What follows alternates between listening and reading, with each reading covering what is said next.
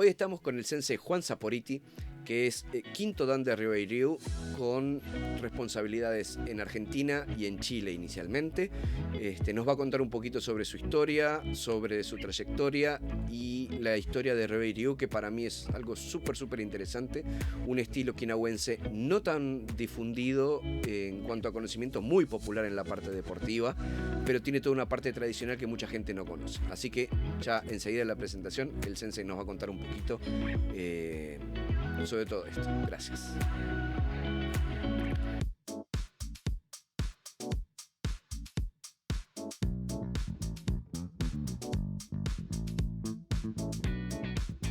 Bienvenidos a Karate Café Podcast, el espacio de encuentro para los karatecas de habla hispana. Acá vas a poder escuchar de primera mano noticias, entrevistas, información y todo lo relacionado al mundo del karate, en tu idioma. Te esperamos, eso sí, café de por medio.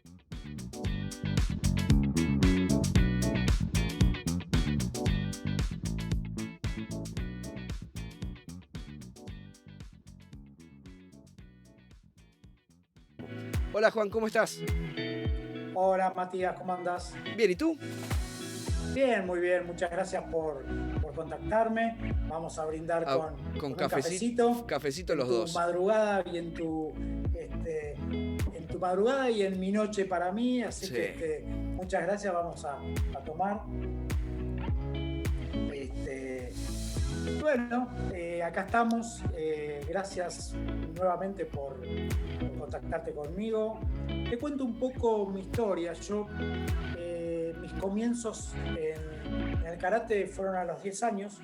Bueno, pero espera, te me adelantaste a la dinámica de la nota. Ok, vamos de nuevo.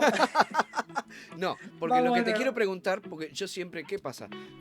Lo mismo que hablábamos hoy un poquitito en la previa, un ratito, sí. que es algo que estamos muy de acuerdo, del tema de humanizar a los sensei. Entonces te quería preguntar un poco sobre tu vida personal, lo que vos quieras contar, ¿sí? Okay, dale. Ya sea de tu familia, de tu trabajo, de, no sé, lo que vos quieras, un poquitito, contame sobre vos y luego entramos directo en la parte de karate. Bueno, perfecto. A ver. Dale. Bueno, te cuento. Yo. ¿Cuántos años tenés? Yo tengo 50 años. Soy sensei de karate, pero también trabajo en una escribanía. Mi padre es escribano, entonces trabajo ahí, lo ayudo. Y con eso hace bastante tiempo que estoy. Estudié Derecho hace 3 años, pero las vueltas de la vida me llevaron por otro camino. Soy profesor de educación física. Evidentemente lo que a mí me gustaba era la docencia. Trabajé durante mucho tiempo en jardines de infantes, en primaria. Y bueno, un poco empecé con la docencia desde ese lugar. Entonces, el derecho no había mucha docencia y bueno, entonces me gustaba mucho el deporte, me gusta mucho el deporte. Mi padre me lo inculcó mucho el tema deportivo. Entonces, deportivo no solamente karate, porque mi padre de karate no practica. Simplemente a él le gustaba el deporte, le sigue gustando el deporte, y me fui inculcando el amor al deporte, que fue algo que a mí me gustaba mucho jugar al fútbol. Te cuento un poco que mi abuelo fue referee de fútbol, entonces tuve la suerte de conocer las diferentes canchas de fútbol de River, de Boca, de Vélez, porque él tenía entrada libre por haber sido árbitro. Esta historia no la conoce casi nadie, por decir nadie. Entonces, un poco para que se den cuenta de que no es que uno nació siendo sensei de karate, ¿entendés? Entonces, te cuento que tengo un hijo de 18 años, que se llama Gonzalo, le gusta los deportes, no practica, está muy bien, no lo obligo a practicar porque no es como en Japón que es una obligación que el hijo tiene que practicar. Pero un poco para que se entienda de que a mí me gusta el deporte, he practicado cualquier tipo de deporte.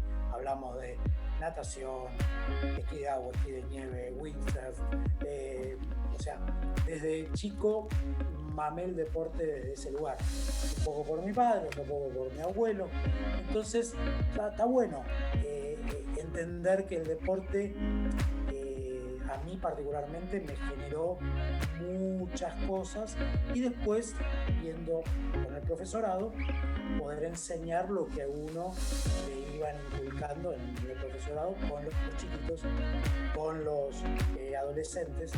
Y el trabajo entre adolescentes y chicos es muy interesante para poder decir, wow, cómo el nene que te idolatra por ser el profesor y que podés hacer 3 jueguitos con la pelota, al adolescente que te cuestiona, ¿por qué solamente 3? Claro. ¿Entendés? Entonces, por ese lado, ¿no? Y bueno, ya te digo, un poco, esa es un poco mi historia con el deporte. Bien. Con el karate es distinto. ¿Cómo llegas al karate? Bueno, tiene que ver mi padre en el karate. Ajá. Si bien digo no practica karate, pero vos dirás, ¿cómo tiene que ver con el karate si no practica? Porque generalmente el padre lo lleva a su hijo porque él hace karate. Claro. El tema fue así. Mi padre iba a un gimnasio a 2 cuadras de mi casa. En ese gimnasio enseñaba Sensei Brickman.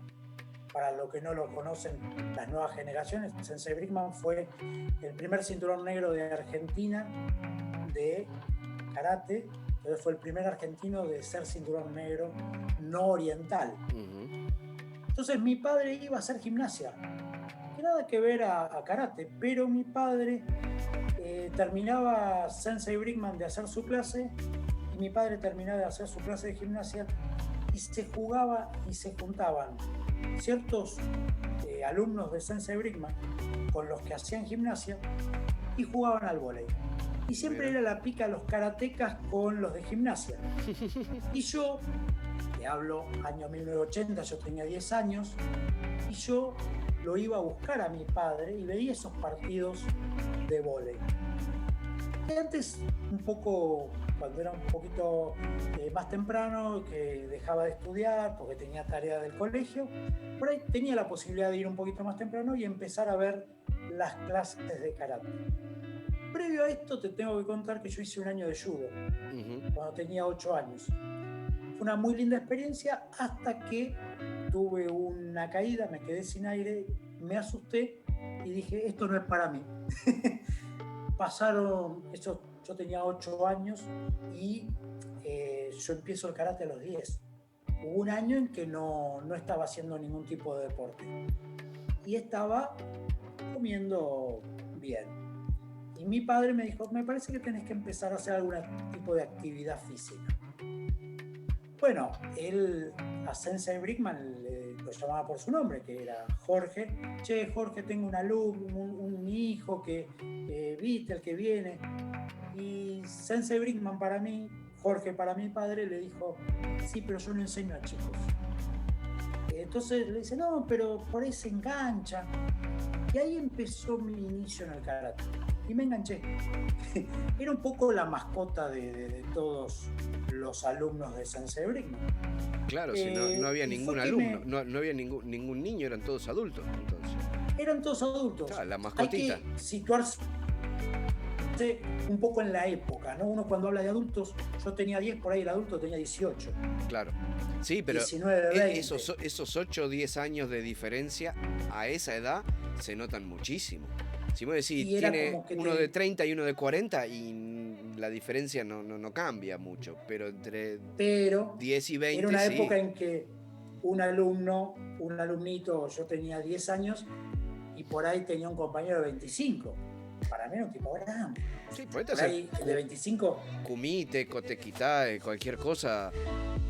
Y era difícil, entonces, y bueno, y ahí fue un poco empezar mi historia con el karate. Empiezo a entrenar lunes, miércoles, viernes. Las clases de los sábados era de cinturón negro, a mí me decía, bueno, si quiere venir. Y bueno, y ahí fue como empezar a enganchar. Y ese enganche, por eso digo, mi padre tuvo que ver Plantó en la mi semillita. comienzo del karate, pero mi padre no practicaba. Entonces, y ahí empecé. Y recién, yo te estoy hablando del año 1980, en el 86 me gradúa Sensei Brickman de primero. Para mí fue todo un honor. Claro, ¿qué te parece? Era impresionante. Tenía entonces 15, 16 años. Sí, era todo muy lindo, todo, era una práctica muy intensa, se practicaba muy fuerte. Por eso hablo de situar la época, ¿no? Año 80, 81, épocas muy distintas a las que por ahí decimos hoy, 2021, COVID, todo fue evolucionando. 86, 87, y después yo tengo en el 88 yo cumplo 18 años. Y ahí le queda un año de vida a Sensei Brickman, donde en el 89 fallece por un cáncer en el intestino. Bueno, y ahí fue como, este fue mi maestro, ¿qué hago? Sensei Brickman lo deja a Sensei Eker, quedo con Sensei Eker practicando durante 8 años. Hablo un poco para los que no tienen idea de de qué estilo practicaba en ese momento. Yo practicaba Shorin Ryu Kenshinkan en ese entonces. Es el estilo de Sensei Fusai Kise. Claro, de Fusai Kise. Que ahí hay que hacer una salvedad. Kenshinkan y Matsumura Seito ortodoxo es lo mismo. Lo que pasa es que Kenshinkan era el nombre del dojo de Kise. Okay. Y Kohan Soken, que es el maestro de Fusai Kise, o fue el maestro de Fusai Kise, le dejó que utilizara ese nombre. Entonces, eso era un paralelo de Fusai Kise, Kenshinkan o Matsumura Seito ortodoxo. Es otra escuela, no es la misma. Es la misma. Te hago una pregunta ya que estamos con ese tema, porque Soken Sensei vivió en Argentina un tiempo. Un tiempo largo, casi 20 años.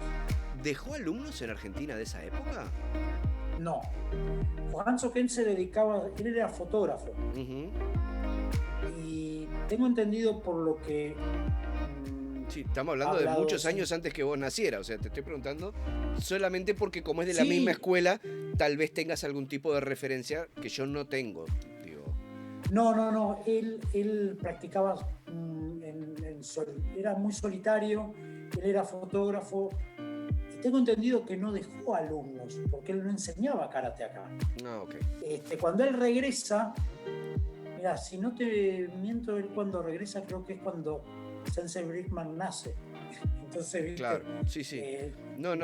Pero capaz que ni siquiera con Brickman, porque de hecho Brickman viene de la línea de Miyasato Sensei, o sea, pero tal vez tenía de su época, que también es muy anterior a la llegada de Miyasato Sensei, o sea, estamos hablando de lo que pasa 30 años antes que Miyasato llegó a Argentina. Entonces, no sé si él enseñó o no, si tuvo alumnos o no, eso es lo que no sé, por eso te preguntaba. De curiosidad nomás, porque justo lo mencionaste. No tuvo alumnos acá en Argentina. Bien. Lo que pasa es que Sensei Brickman, sus comienzos en el karate, primero habría que hablar que Sensei Brickman no nació acá en la Argentina, sino que el padre de él era embajador, nació en la embajada de Perú en Perú, después vivió en Francia, y su contacto con el karate fue cuando el padre de Sensei Brickman vuelve a la Argentina. Y su primer maestro no fue Miyasato, fue Hideo Tsuchiya. Entonces, y después conoce a Miyasato y ahí es como que le vuela la cabeza y empieza a ser alumno de Miyasato. Que Miyasato fue el que lo gradúa de primer dan hasta cuarto dan. Después él se divide, se va de la escuela de Miyasato y ahí trae el Kenshinkan acá a la Argentina. Bien. Bueno, entonces yo practico con Sensei Brickman. Brickman era muy duro en sus prácticas, muy japonés. Se decía saludo, era muy, muy meticuloso, era un excelente... Estructurado. practicante de kata. Ujú. Increíble. Y también era increíble cómo tenía una gran elongación. Por ahí, para hacer un comparativo, tenía una elongación o pateaba una Yokogeri como Van Damme, Sí, sí. para que se No, y imaginen. he visto fotos del Sensei Brinkman pateando un yokogeri acá arriba con una gueta de, andás a ver, 2-3 kilos, ¿viste? Y vos decís, Sí, sí, wow. le encantaba eso. Tenía una facilidad muy particular de una Yokogeri, que él levantaba la pierna con la gueta, como vos muy bien comentabas, y te explicaba cómo iba el pie mientras él tenía la gueta arriba. Y mirá que yo conozco muchos maestros okinawenses, japoneses, y no vi a nadie patear así. Y ahí fue un poco mis comienzos. Para los que no Llegué en saben, el vamos a 80. explicar porque hay gente que por ahí hay de ciertos estilos japoneses que no saben lo que es una gueta, o mismo de estilos okinawenses que no la usan. Tetsu-geta, tetsu es hierro y geta es como una sandalia, digamos. Entonces es como una... En Argentina le dicen ojota, en Uruguay Sí. le decimos chancletas, en otros países le dicen de forma diferente. Es la sandalia típica que tiene una piola en el medio que te pones en el dedo para ir a la playa, pero de hierro. Entonces te ayuda para agarrar fuerza, sobre todo en el dedo, cuando en los estilos como el Shorin-ryu, por ejemplo, o Uechi-ryu, no sé, Ryoei-ryu, y tú me vas a contar, que pegamos con la punta del dedo, el Maegeri o el Mawashi, te ayuda mucho para agarrar fortaleza en el dedo, te ayuda mucho para agarrar forma y fortaleza en las patadas, hacerlas de forma correcta. Entonces es un entrenamiento de Hoyo Undo para piernas. Es como hacer pesas para las piernas, digamos, ¿no? Claro, y además el agarre, el agarre de los dedos Claro. para después agarrarse, que es muy de Shorin, Uh-huh. es muy de Shorin, y de agarrarse mucho. No así Ryu. Ryu no patea con la punta de los dedos, patea con el metatarso. Con el metatarso. Sí, porque yo he visto, por ejemplo, replicar ese tipo de ejercicio, que claro, se ve que llegaron a la conclusión siglos después, que en Okinawa ya se hacía con las getas. He visto estilos japoneses que están practicando pesas para Maegeri, por ejemplo, con la... ¿Cómo se llaman esa? Dumbbell, le dicen, esa que es como una pelota que tiene una manija. Sí, es para hacer... manija, claro. Y entonces meten la pata en el agujero. La pesa rusa. Esa misma. Y meten la pata en el agujero y te patean Maegeri con eso así. Y vos decís, pero si los okinawenses tenían la gueta hace 300 años. Bueno, claro. Pero lo he visto en estilos japoneses que se ve que recién descubrieron ahora eso, ¿no? Entonces, bueno, para que la gente entienda más o menos de lo que estábamos hablando, vos decís, bueno, si pateaba con gueta, sí. Y si no saben lo que es gueta, mejor aclaramos. Sí, aparte el peso que tenía la gueta, porque podías tener 3 kilos o 5 kilos.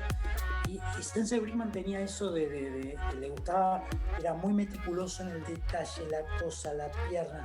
Él te ponía la Yokogeri así y te decía, no, va así, hay que pegar con él. Entonces era muy meticuloso con eso.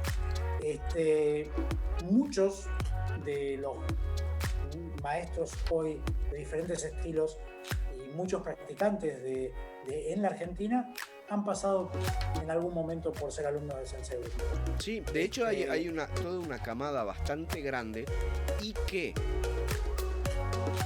yo creo que no conozco ninguno que sea malo. Todos son buenos. Porque eso habla de la capacidad de docencia de Sensei Brinkman. No tanto, por supuesto que también tiene... ¿cómo se llama? Tiene que ver la habilidad de las personas, que eso es algo innato, y la motricidad y un montón de cosas. Pero siempre los sensei puede que tengan alguno que sea como que destaca y alguno que no es tan bueno. Y yo he visto, y de hecho mi karate originalmente viene de Brinkman también. O sea, claro. Nunca lo conocí. De hecho creo que al año que yo empecé a hacer karate él fallecía. O sea... claro. Y de hecho mi sensei ya se había alineado directo con Miyasato cuando Brinkman hizo el salto a Kenshinkan. Entonces, bueno, en fin, no tiene nada que ver en ese... No voy a hablar de este tema ahora porque no viene al caso, pero sí veo que hay como un nivel muy estándar en la parte técnica en los que originalmente fueron alumnos de Brinkman, que no veo en sensei por ahí de la misma línea que han tenido otros sensei. No es por criticar a nadie ni por desmerecer a nadie, pero sino para comentar que justamente se nota en los alumnos que tuvo que su capacidad de docencia era muy buena. Claro, él era profesor de educación física y periodista, entonces por eso era un gran historiador de la cultura okinawense. Nos llevamos a la parte histórica. En Argentina había una revista que se llamaba Judo Karate, y él escribía los artículos de la parte histórica de Okinawa, de Japón, las diferencias, de por qué los Heian se llaman Heian y por qué los okinawenses lo llamaban Piñán o Pinan. Bueno, todas esas pequeñas cosas que han dejado un surco y una marca para todos los que fuimos ex Brickman, sí, o ex alumnos de Brickman. Pero mirá, ni siquiera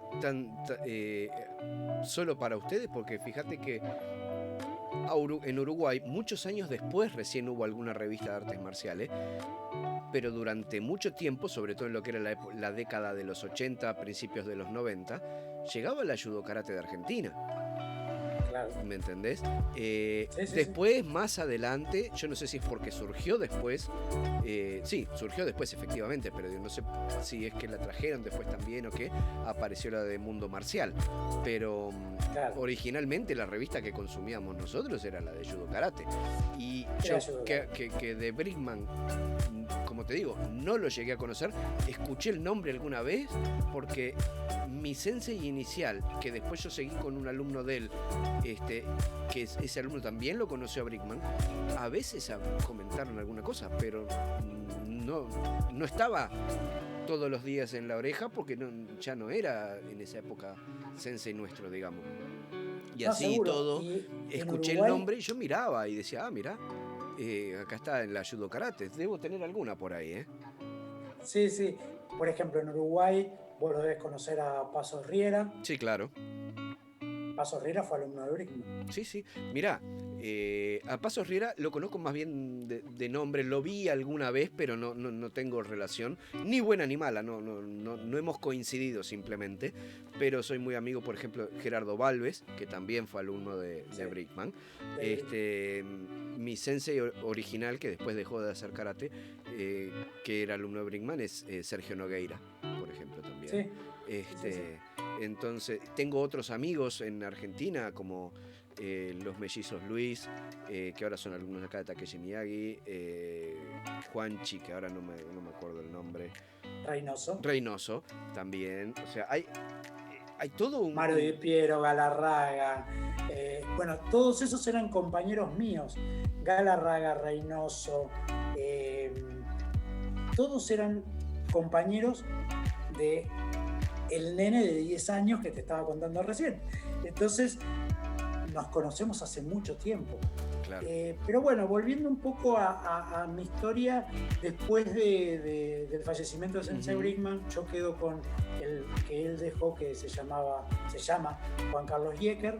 Yo estuve 8 años más con él, y después, bueno, hubo un momento en que necesité tuve como la necesidad de visualizar otro estilo de karate. No es que yo toqué la puerta y dije yo quiero hacer Ryu. Yo no conocía el estilo porque no era un estilo que se conociera. Pasaron muchos años. Año 95, el gobierno de Okinawa manda a un tour de diferentes maestros a hacer una promoción de un premundial. Y ahí en ese contingente de maestros estaba Sakumoto, año 95, recién había salido campeón del mundo, en su mejor nivel, Sakumoto. Estaba Yagi, estaba Shinjo, me estoy olvidando de algún otro, pero eran como 8. Entonces venían. En la Argentina está el centro okinawense, vinieron al centro okinawense y se hizo una gran exhibición de todas las escuelas de karate de Okinawa. Y la verdad que cuando yo lo vi a Sakumoto, sensei, ¿qué es esto? ¿Qué sucedió acá? ¿Qué es este karate? Es que es tan diferente a lo estándar que tenemos visto al día de hoy. Tú lo mirás y decís, esto es distinto, esto es otra cosa. Claro, es primo hermano del Goju-Ryu, primo hermano del Uechi. Sí, está como pero a la vez es distinto y es único, o sea, es muy raro. O sea, para que la gente entienda, Ryu es un estilo familiar que se enseñaba de padres a hijos de la familia Nakai. El estilo empieza en el primero que le enseña a Norisato Nakaima es Ruruko. Ruruko era un maestro de boxeo chino de la Guardia Imperial y le enseñó a Norisato Nakaima. Norisato Nakaima lo lleva a Okinawa y lo enseña al hijo mayor. Si uno tenía 2 hijos y los 2 eran varones, se le enseñaba al mayor. Y el menor no aprendía con el padre, tenía que aprender con el abuelo. Entonces era un estilo muy cerrado. Por eso Ryu, ¿qué sucede en ese entonces? Ryu se cierra, es un estilo familiar, Norisato Nakaima, Kencho Nakaima, Kenko, y Kenko Nakaima es el que se da cuenta a los 60 años que no era necesario mantenerlo en secreto, entonces dice, bueno, elijo a dos alumnos, en ese momento era Tomohiro Arashido y Kinsho, a ir a los Estados Unidos a instalarse y poder enseñar el estilo Ryu y abrirlo al mundo. Hacer difusión. El mundo ya lo empezaba a conocer porque Sakumoto ya era campeón del mundo. Entonces cuando Sakumoto, hay una anécdota que Sakumoto hace a Nan, todos los árbitros lo miran y dicen, ¿y esto cómo, ¿qué es lo que es? ¿Dónde salió? Entonces había un árbitro que dijo, no, es un estilo okinawense y está correcto lo que ha hecho. Entonces, por un lado tenemos hoy director del estilo, el Doto Gose, que es un estilo, es el presidente de la línea familiar, pero el no familiar, Doto Gose, y lo tenemos a Tomohiro Arashido. Tomohiro Arashido empieza, un poco, te cuento esto para que vos lo entiendas. Tomohiro Arashido empieza a hacer Ryu con su mejor amigo, que es Takeshi, ahora se me hizo una laguna, Matsuda. Takeshi Matsuda. Takeshi Matsuda, el padre de Matsuda, le pide a Kenko Nakaima, que era director de la escuela donde Matsuda y Arashido iban, le pide que por favor le enseñe karate porque eran un poquito revoltosos. Entonces, para ponerlos en línea, le dice que le pueda enseñar su karate.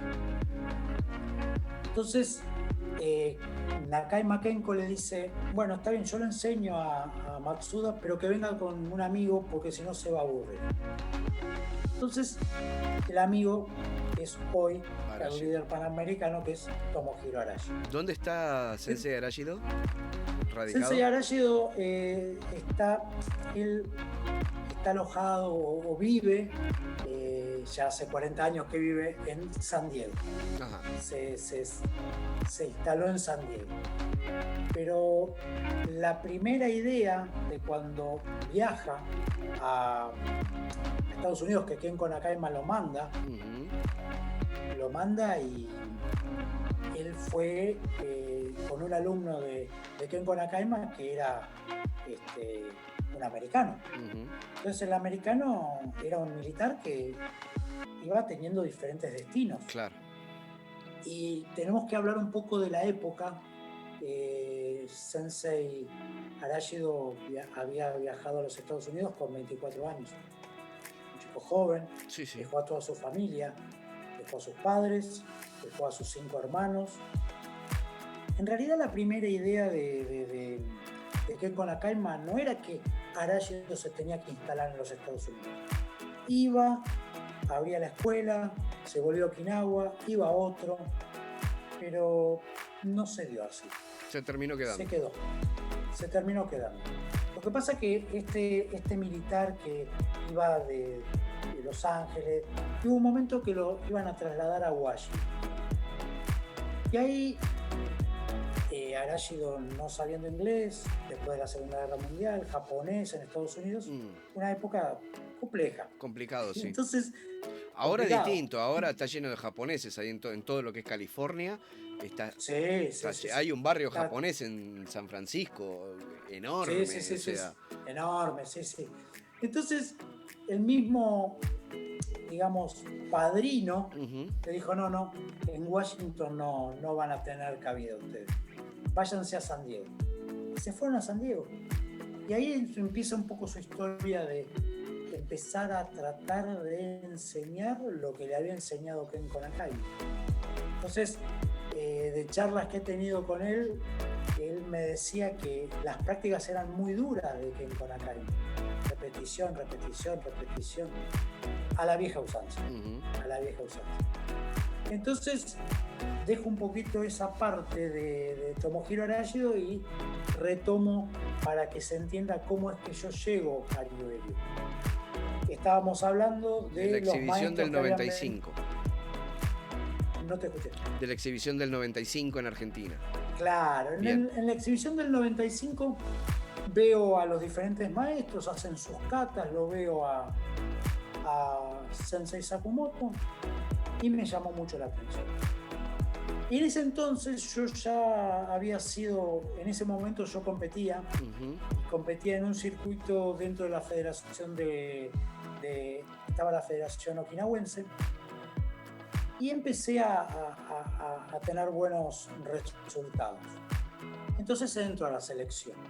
En ese entrenamiento de selección, mi entrenador de selección es Héctor Maroli. Entonces, que Héctor Maroli también había sido alumno de Sensei Brickman. Entonces, por eso digo que está todo muy conectado. Héctor Maroli a mí me conocía cuando yo recién inicié, que tenía 10 añitos. Entonces es que era como, bueno, un volver a vivir.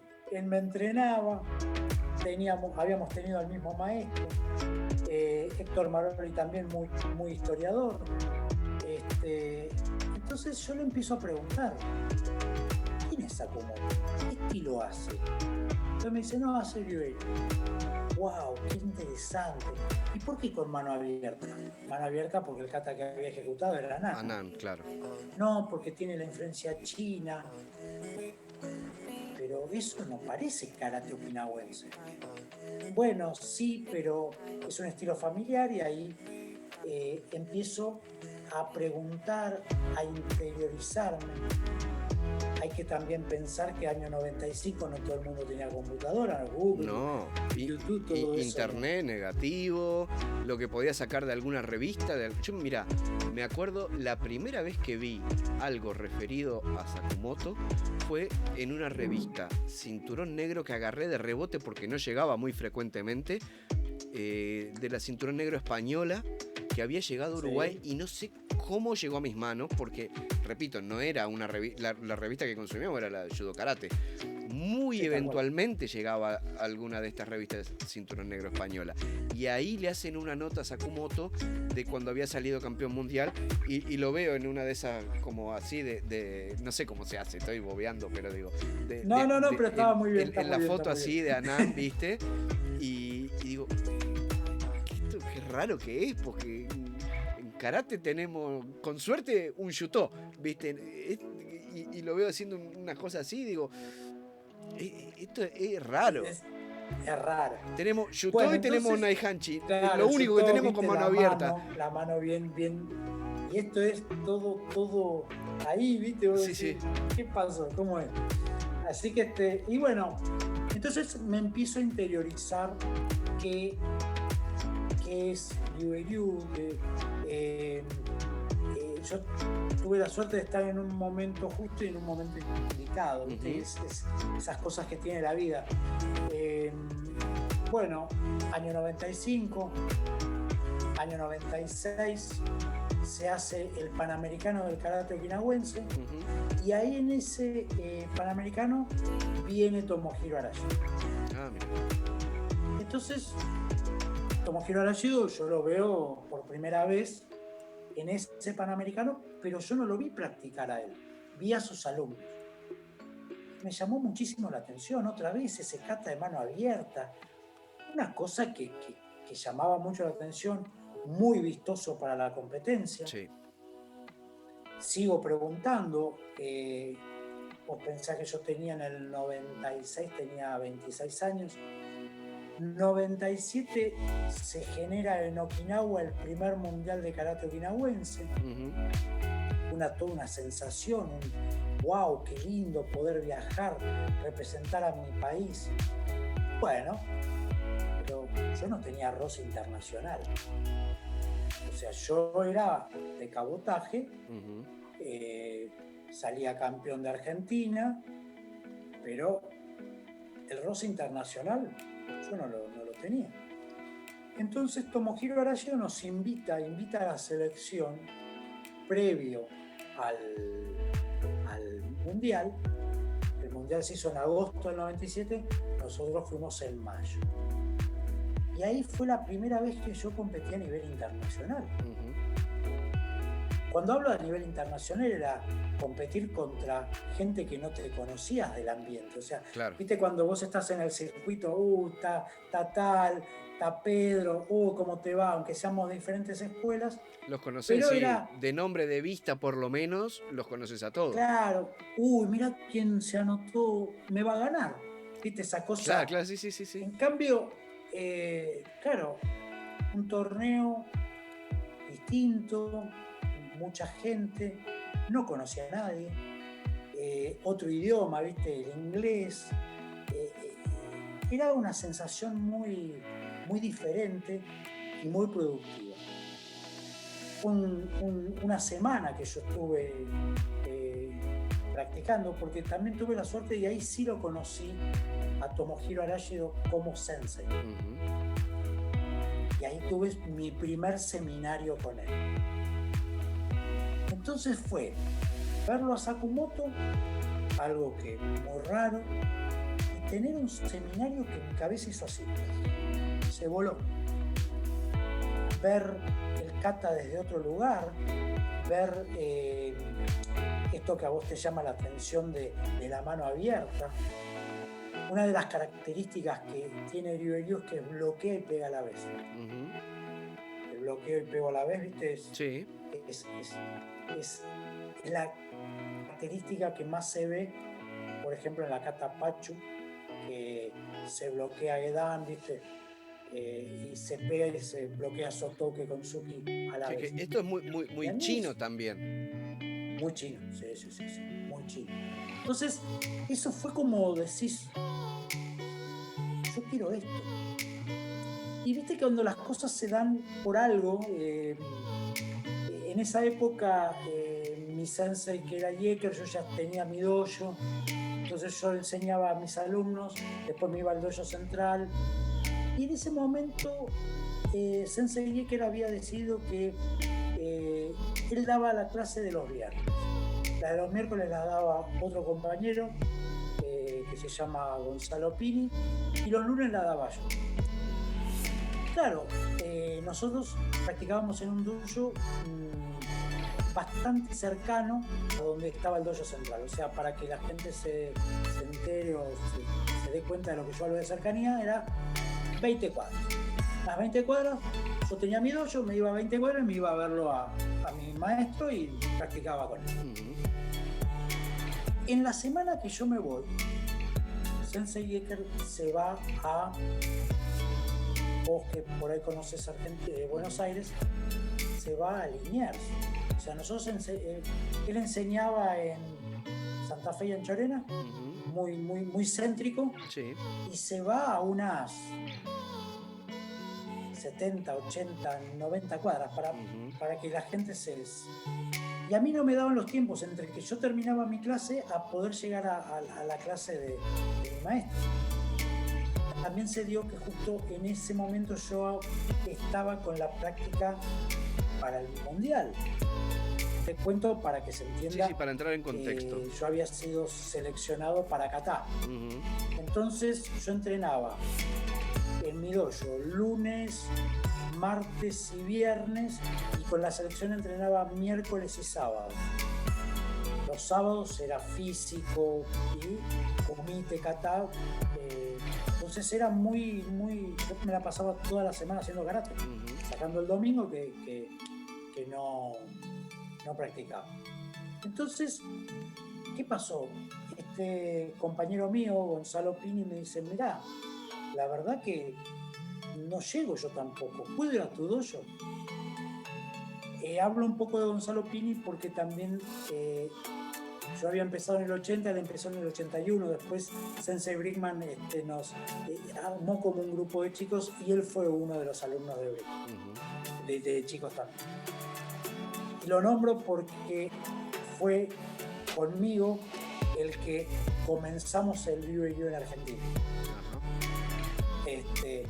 Entonces, pero claro, después él seguía practicando conmigo, él me dice no, pero a mí me gusta, y sin hablarnos entre nosotros, Maroli hablaba con Gonzalo Pini y hablaba conmigo. Me dice, ¿por qué no se ponen de acuerdo si están hablando de lo mismo? Claro.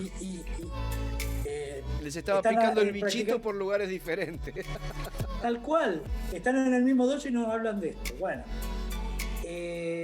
Pero claro, no sabíamos cómo era la temática para decir, bueno, yo me voy de esta escuela y cómo se hace. Viste que las separaciones en karate son siempre traumáticas. Sí. Sin hablar mal de nadie, siempre se separan de los sensei y después hablan mal del sensei. No fue mi caso porque yo con Jeker sigo hablando y tengo muy buena relación. Pero claro, había que decirle, venía el viaje a Okinawa, primera vez de viajar a Okinawa, primera vez era todo nuevo. Sí, aparte en un lugar más nuevo. Diferente, porque si te pareció distinto San Diego, el choque cultural con Okinawa es 10 veces más fuerte. No, era Marte, era otro planeta. Entonces, claro, venía las charlas cuando de vez en cuando íbamos para alinear, ¿viste? O un viernes íbamos para allá y él nos hablaba todo emocionado, bueno, cuando vayamos al dojo de Kise. Y uno ya tenía pensado de que... En tu mente no estabas en el dojo de Kise. No. Entonces, bueno, y ahí es un poco como, bueno, yo se estaba acercando la fecha para viajar a Okinawa y había que blanquear en el sentido de decir, bueno, a ver, ¿cómo se lo decimos? ¿Cómo le decimos nos vamos? Y bueno, propongámosle de ir a tomar un café. Entonces, nosotros teníamos tan buena relación que íbamos a comer a la casa de Sensei, de Jeker. Jeker tiene 5 hijos, de los cuales los 5 practicaban y eran compañeros nuestros, pero teníamos buena relación. Entonces, éramos como los hijos adoptivos, ¿no? Como claro. Y ahora decirle, nos vamos. Entonces, bueno, yo siempre digo que es un poco una anécdota, que fue el café más largo de mi vida y fue el café más difícil. Empezamos tomando 9 de la noche, eran las 2 de la mañana y no habíamos hablado del tema. Entonces, viste, era difícil, era complicado, hasta que le dijimos, mire, Sensei, le quiero comentar que nosotros no queremos practicar más que el Shinkan. Baldazo de agua fría. Dice, pero ¿por qué? No, porque la verdad que hemos visto otro estilo, no lo conocemos del todo bien, pero es algo que queremos introducirlo en la Argentina porque no existe, no está. Bueno, está bien. medio como que no nos podía decir que no los dejo ir, pero entonces ahí me dijo, pero ustedes necesitan una carta de presentación, yo no tengo problema de hacerlo. Pero la verdad que no sé, porque todavía no sabíamos ni cómo íbamos a hacerlo, ¿no? Claro. Entonces, desde ese lugar fue bueno, espero que les vaya bien. A todo esto te cuento que viajábamos en el mismo avión, con la misma delegación. Sí, no es que decíamos esto y nos íbamos. Sí, no es tiré una bomba de agua fría y ya está, y me fui. No es como una relación de pareja que vos cortás la relación y no la ves más. No, era así como que, bueno, realmente se lo tomó muy bien. Y aclaro esto porque de alguna manera está bueno que no todas las separaciones de las escuelas son traumáticas, o por lo menos la mía. Yo nunca voy a dejar de decir quién me enseñó a mi karate. A mí el que me enseñó a patear fue Sensei Brickman. Después con la continuidad de Yeager, después con los conocimientos de Maroni en la selección. Yo no niego mi pasado. ¿Por qué no niego mi pasado? Porque si no, no podría ser sensei de Ryu. Claro. ¿Entendés? Entonces, bueno, llegamos a Okinawa.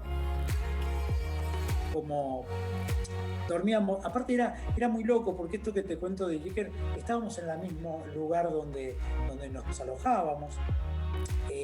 No estábamos con la escuela, pero de repente no teníamos escuela y estábamos en Okinawa.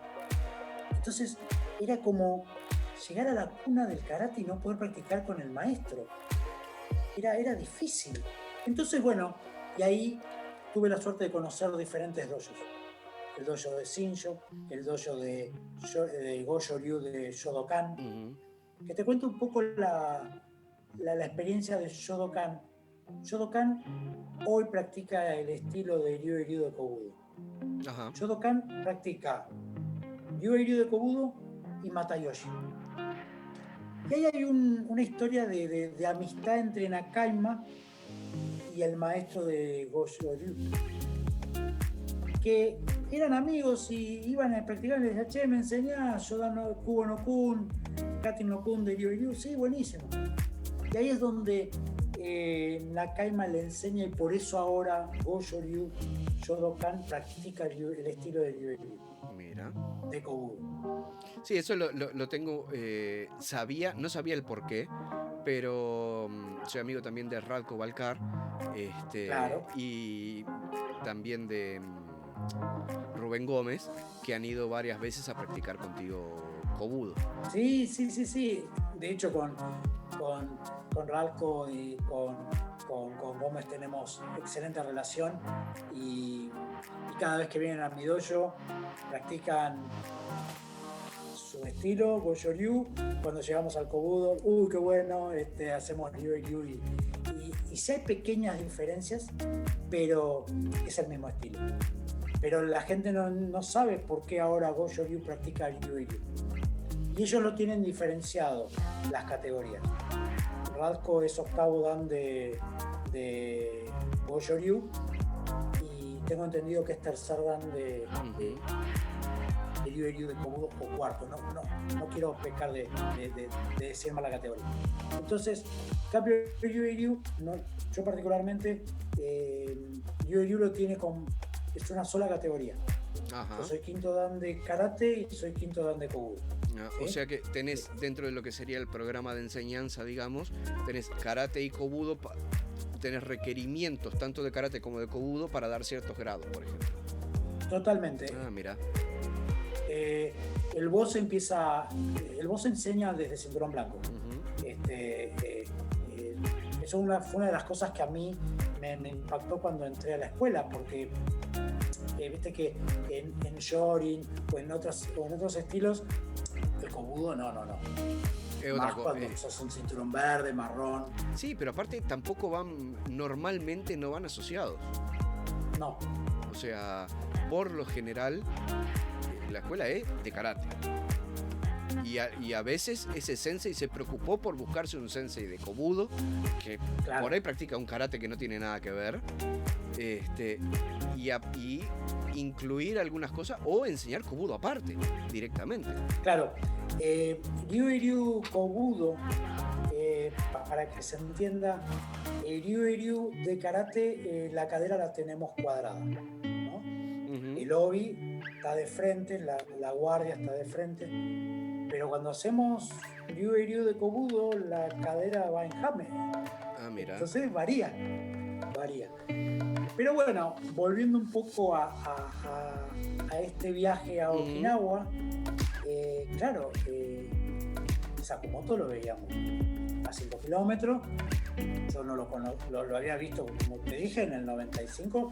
Arashido lo había visto en mayo del 97, pero lo vi una vez en un seminario.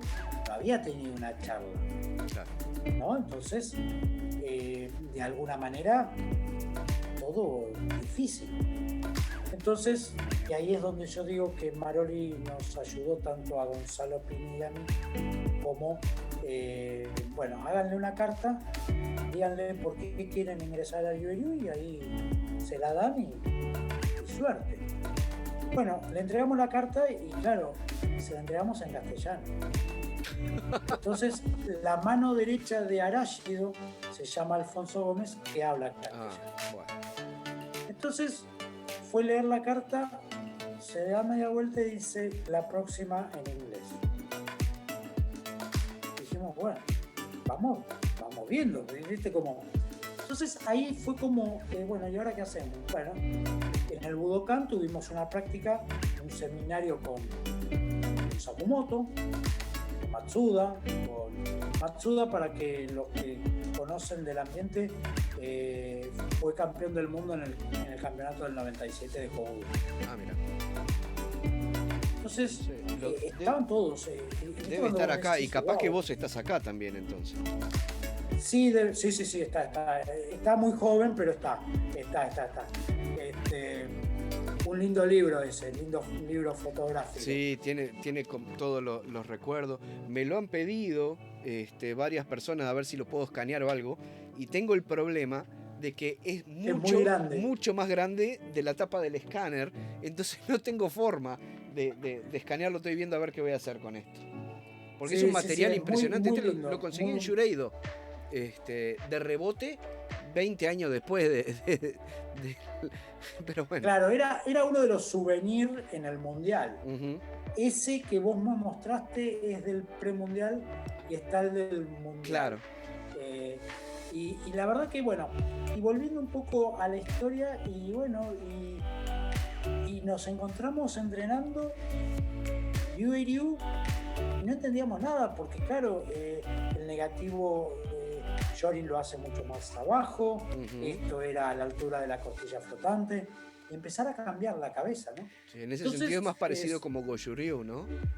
Total. Lo que pasa es que Goju lo pone, a ver si Goju lo tiene como más arriba. Sí, lo tiene más cerca del pectoral, digamos, a la altura del pectoral. Nosotros lo tenemos más en la costilla flotante. Ajá. Pero bueno, son detalles. Uh-huh. Entonces, bueno, practicamos, hicimos el seminario con Sakamoto, y ahí sin así, se acerca el segundo de Arashido y nos dice: ¿hasta cuándo se quedan en Okinawa? No, una semana más. Cambian el pasaje y los esperamos en San Diego. Bueno, cambiamos el pasaje, nos vamos a San Diego, y mi amigo Gonzalo me dice: bueno, vos viniste a San Diego en mayo, así que sos vos el que... Digo, bueno, pero supongo que nos van a ir a buscar.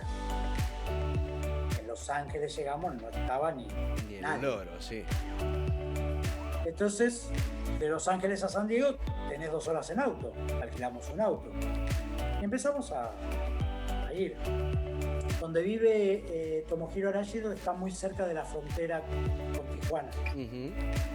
Entonces empezamos a andar y mi amigo me miraba y me decía: ¿vos creés que hay que seguir? ¿Hay que seguir? Sí, le digo. Andás a ver dónde vamos a terminar. Mirá que vamos a llegar a México, me decía. Entonces era muy gracioso. Yo soy muy visual y en el primer viaje que hice, que fue en mayo, yo iba viendo el paisaje. Como nos había ido a buscar, ahí sí nos había ido a buscar Araya. Yo miraba el paisaje porque estaban hablando ellos, ¿viste? Bueno, pum, llegamos, bueno, el hotel está acá, el dojo está ahí. Me acuerdo que lo llamamos desde Los Ángeles a Araya y lo despertamos. Y uno, claro, perdón, no, está bien, los espero a las 5 de la tarde en el dojo. Cuando llegamos al dojo, nuestra idea era ponernos el cinturón blanco. Y Araya nos miró y nos dijo, no, ustedes son cinturones negros. No de Ryu, pero son cinturones negros. Y ahí empezó la historia. Y empezamos a practicar, a ver las básicas. No me olvido más que en esa semana nos enseña 5 básicas y un kata. Previo a eso nos pidió, bueno, a ver, muestren qué katas hacen. Y bueno, como yo era katero de practicar mucho los katas, se los empecé a mostrar. Le empecé a mostrar los piñán, los naihanchi, wansu, chinto, kusanku, kusanku-yo, kusanku-dai, pasai, ¿no? Pasai-yo, pasai-dai. Lo que hacíamos de kobudo, pero que no tenía nada que ver con el Ryu. Entonces, Arashido nos mira, me dice, bueno, el año que viene los espero. Año 97, en la Argentina estaba el 1-1 y benefició ese 1-1 para poder viajar. Para los que no entienden, el 1-1 que se refiere Juan es que un peso argentino costaba $1. Entonces, claro, económicamente era bastante fácil poder viajar teniendo una, ¿cómo se dice? Una tasa de cambio tan favorable, digamos. Total, entonces, bueno, y ahí empezamos. Empezamos cuando tuvimos un año juntos y él, por un tema laboral, me dice, mirá, Juan, yo me voy a vivir a España. No, pero, escuchame, ¿qué hacemos? Estamos con esto del estilo. Yo me voy a vivir a España. Entonces, año 97, 98, viajamos a verlo a Arashido y le mostramos todo lo que nos había enseñado durante un año, enseñándole técnicas básicas, las nuevas técnicas básicas a mis alumnos. Obviamente que seguíamos practicando ciertos katas de Shorin, pero yo no quería hacer el cambio. Para mí era importante cortar Shorin, meterlo en un cajoncito y meterme de lleno con Ryu, porque no podía estar haciendo Shorin. Sí, las medias para los pies. Claro, tal cual. Y en ese momento yo estuve un año a prueba con Arashi. No podía usar el escudo, no podía usar el nombre, nada. Estabas en un limbo, dejando una cosa, agarrando otra, pero no... Nada. No saber si me aceptaba o no me aceptaba. Y hay una situación que me probó Tomohiro Arashido. Hoy le decimos Kiyoshi porque es el título que tiene. Me da 10 diplomas, de los cuales me dice tome, firmados por él. Entonces yo decía, qué raro, me da diplomas con el escudo de la escuela, con el nombre de la escuela, firmados por él, pero yo no puedo usar el nombre, no puedo usar el escudo, no puedo usar nada. Al otro año me dice, ¿qué tal? ¿Qué hizo con los diplomas? Los tengo guardados, no puedo usarlos. Si no puedo usar el nombre, no puedo usar el escudo. Ah, muy bien. Bueno, ahora puedo usar el escudo. Entonces, generar la confianza, ¿no? Claro. Esa cosa de... Porque Aráchido no me conocía, no sabía quién era.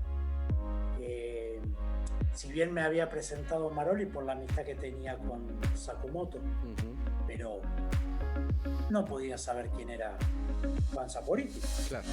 de Argentina. Y así se fue dando. Iba, practicaba a la mañana, a la tarde y a la noche. Y a veces me convocaba a la mañana. Él tiene su dojo y tiene el dojo en la Universidad de San Diego. A la mañana y al mediodía y a la media tarde practicábamos en la Universidad de San Diego. A la noche practicábamos en el dojo central de él. A veces venían las mañanas, nos convocaba y me decía, bueno, vamos a practicar. Yo veía que tardaba, que no llegaba y venía un cinturón verde. Ya, mirá, me llamó Aráchido, me pide disculpas, tuvo que hacer unas cosas de trabajo, pero me dijo que yo te enseñara tal cosa. Bueno, vamos. Para que se entienda, era un cinturón verde, un quinto Q de Ryu. Yo me consideraba un cinturón blanco de Ryu, entonces nunca lo cuestioné al cinturón verde, porque era así. En ese entonces yo era tercer dan de Kenshinkan. Claro. Pero la humildad había que trabajarla. Sí, no, aparte, era migrando a algo tan totalmente nuevo y tan diferente, y es lógico que, por supuesto, vos tenés toda una experiencia que te va a hacer que tu migración, por decirlo de alguna forma, sea más fácil, pero en definitiva, seguramente ese cinturón verde dentro de lo que es Ryu, no en karate en general, pero dentro de lo que es Ryu, y va a tener más conocimientos que tú, sin duda. Pero seguro. Y bueno, y ahí empecé a bajar el Seikodachi. Me hacía entrenamientos de anchos de cancha de básquet, hacer en Seikodachi. Las piernas ya no podía más. Y bueno, y eran todas pruebas. Entonces, año 98, año 99, en el año 98 él me dice, bueno, lo espero el año que viene, que va a rendir su examen. Difícil entender de rendir, ya sabíamos 3 katas, las básicas, ciertas básicas, no podés. El programa de segundo dan era mucho más extenso. Y ahí es donde yo digo que era muy difícil para mí seguir en la competencia, ser el líder chico, porque tenía 26, 27 años, con una categoría que no era de Ryu, que era un combo raro. Sí. Pero bueno, en esa experiencia fue como en cada paso que yo daba era una enseñanza que me estaba dando Aráchido Kiyoshi para mostrarme el liderazgo que tengo hoy, cómo manejar, ¿no? O sea, hoy yo tengo a Chile y todo lo que el chileno hizo para estar conmigo era todo lo que Aráchido hizo conmigo. Claro.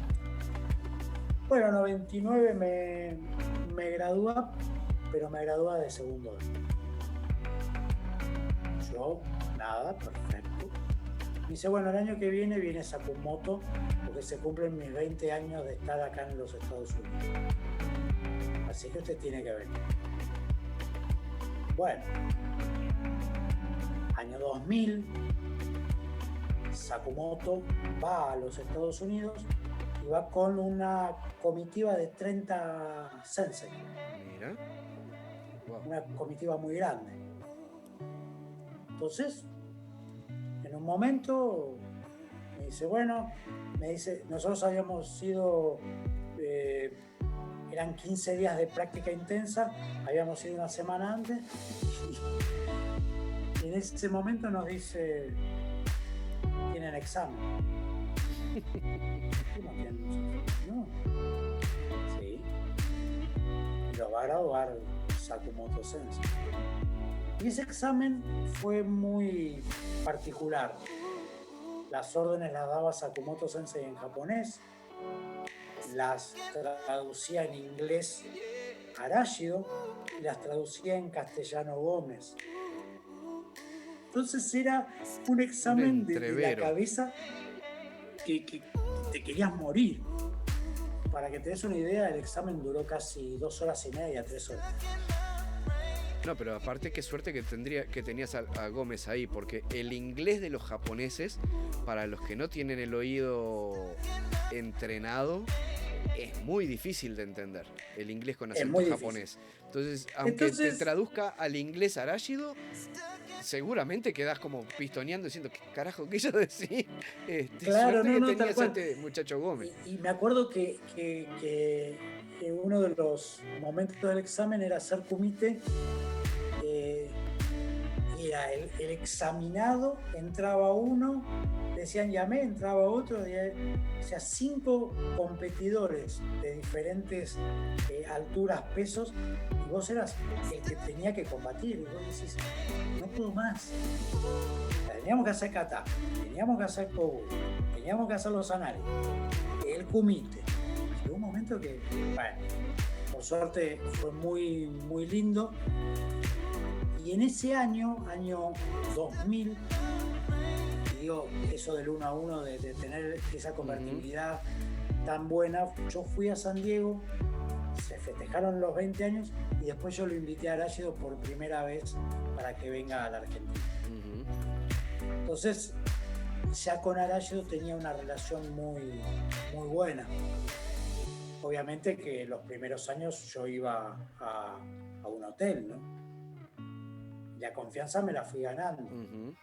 Después ya no iba más a un hotel y ya me alojaba Sensei Gómez, y bueno, era para que no tengas tanto gasto, claro. Venía a mi casa.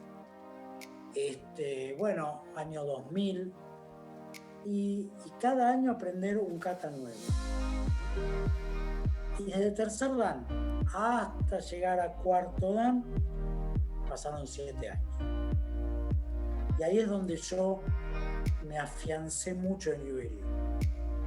El karate Ryu-Ryu de Tomohiro Arashido era y es el karate de Kenko Nakaima, ese de dojo, de práctica. Y cuando tuve la suerte de practicar con el hijo de Kenko Nakaima, que es Kenshi Nakaima, que para los que no saben, Kenshi Nakaima es séptimo dan de Iaido y sexto dan de Kendo.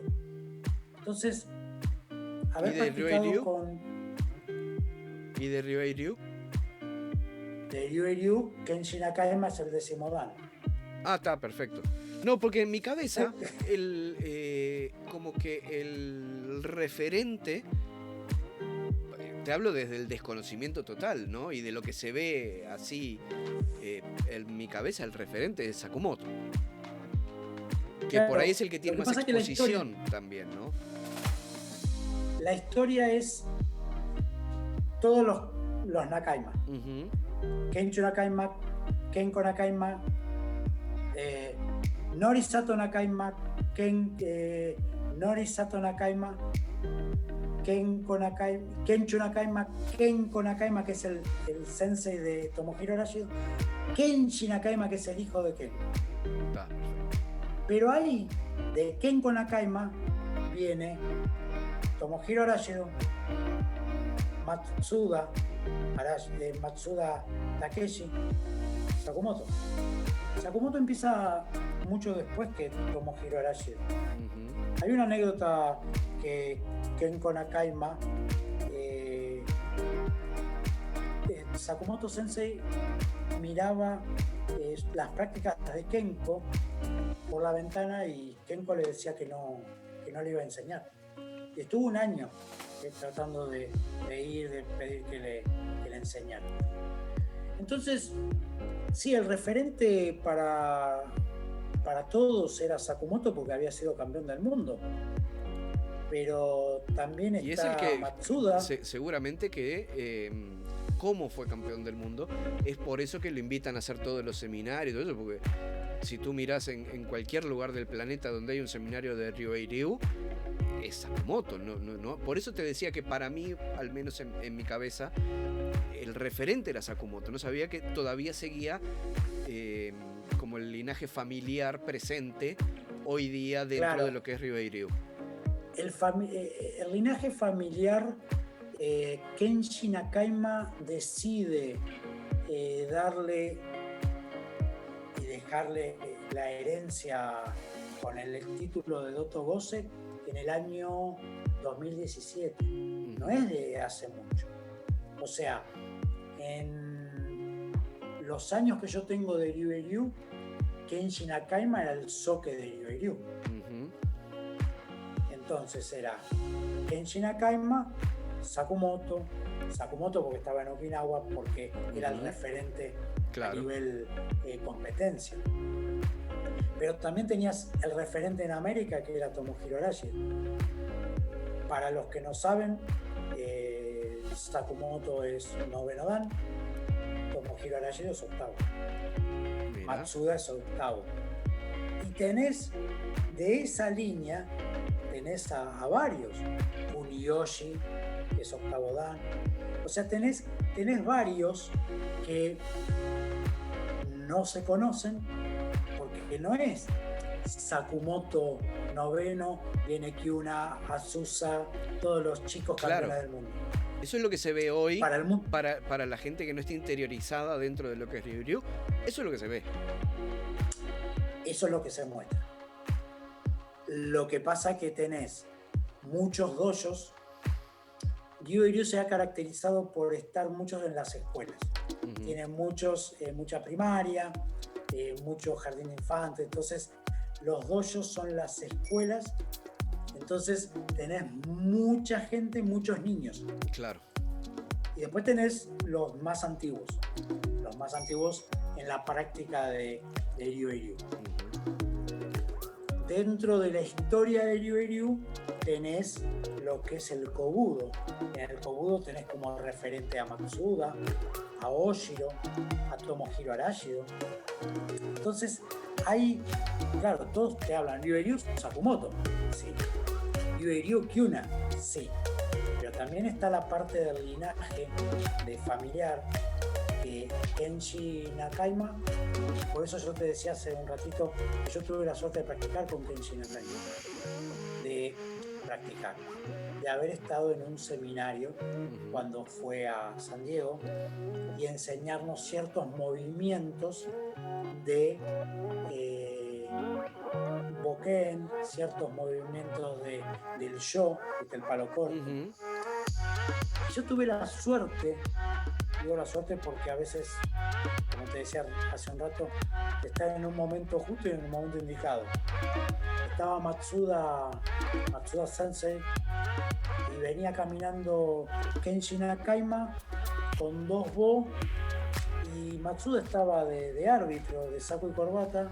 Lo llamó, se sacó el saco, me lo dio a mí Matsuda y le mostró un kata que nunca lo había visto, que se llama Ryu no Kon, que es el kata más elevado de Kobudo, de Bo, perdón. Yo lo miraba hacer a Kenshi y a él y dije, wow, algún día lo aprenderé. Y todavía no me lo han enseñado. ¿Entendés? Entonces, pero lo vi. Claro. Tengo ciertos movimientos, pero no lo he practicado. Como dice, hay una frase que dice siempre Tomohiro Arashi: hay tiempo. Hay tiempo para practicar, hay tiempo para aprender. Siempre hay tiempo. Entonces, lo lindo de Ryohei Ryu es la parte tradicional que se ve mucho con la práctica de Arashi. Y después tenemos la parte que conoce la gente con Sakamoto, con Kyuna, con el equipo nacional, que son unos animales, son increíbles. Sí, sí. Pero yo siempre digo que la competencia, te habla uno que fue competidor, no es lo más importante. La competencia es una faceta del karate. Porque cuando vos tenés cierta edad, no me considero viejo, pero hay cosas que ya en el kumite te cuestan y empieza a prevalecer lo que es la práctica de dojo, la práctica del kata, la práctica de entender más el movimiento. ¿Por qué Ryu lo hace de esta forma? ¿Por qué parece que saltáramos? Que en realidad no es que se salta, sino que se desliza. ¿Por qué la cadera es cuadrada? ¿Por qué como cuando vos lo ves el movimiento con mucho quimé? ¿De dónde sale el quimé? ¿Sale del hombro? ¿De que hemos trabajado con mucho fierro? No, sale del pie.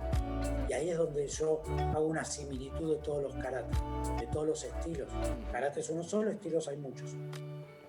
Pero Ryu tiene esa cuestión de mover bien la cadera. Entonces, mucha influencia china, sí, pero es okinawense. Por eso en la charla yo te decía, es un estilo muy viejo, 200 años. Yo estuve en el 2019 en una práctica del festejo de los 200 años. ¿Pero cuánto hace que se abrió el mundo? En el 72. Entonces, ¿y cómo llega a la Argentina? Porque yo lo conocí a Aráchido, porque me gustaba, y porque lo primero que le dije a Aráchido, yo quiero aprender y quiero difundir el estilo. Y el que me enseñó Ryu fue Tomohiro Aráchido. Y Aráchido un día me dice, usted practica muy bien, patea muy bien, pero yo no le enseñé a patear, ¿eh? No deje de patear como patea. Está bien, no pegue más con la punta. Siga pegando en prácticas internas o con sus alumnos más elevados. Enséñele, pero Ryu pega con el metatarso. ¿Entendés? Entonces, la Kansetsu-eri. La que es Fumikomi para Shorin,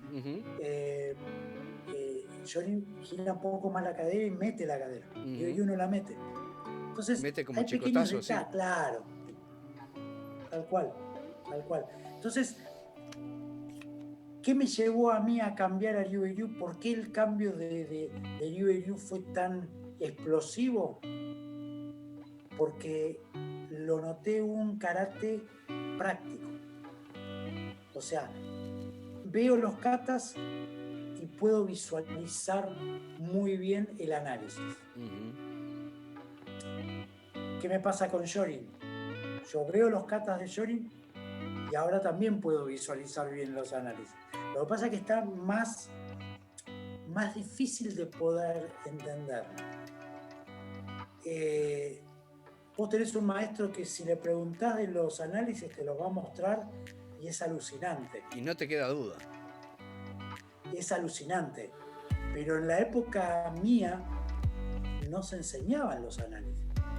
Sensei Brickman te enseñaba el kata. Tenía una característica Sensei Brickman que creo que la tenían los japoneses, que él aprendió como Miyasato, después por ahí con Kise, que era, te enseñaba el kata, te lo mostraba una vez, te lo enseñaba por la segunda, la tercera ya lo tenías que aprender. Entonces, en el momento que te enseñaba el kata vos tenías que estar súper concentrado. Yo me acuerdo que el Naihanchi me lo enseñó y me quedé en el tercer paso. Entonces a la otra clase le digo, Sensei, ¿le puedo hacer una pregunta? Sí. No me acuerdo más. Pero no te iba a estar enseñando el kata Sensei Brickman si vos no le preguntabas. Y él veía que si había interés, él te lo enseñaba. Y así fue como me enseñó a tomar examen Sensei Brickman. Y como, me acuerdo, un año antes de fallecer, que él me enseñó a tomar examen y me agarraba y me decía, enseñar el cinturón blanco. Y yo quería ir a practicar. Yo tenía 17, 18 años, yo quería practicar, Y él veía que yo con la enseñanza, con esa docencia que tenía, me fue fogueando y me fue enseñando a poder después tener el...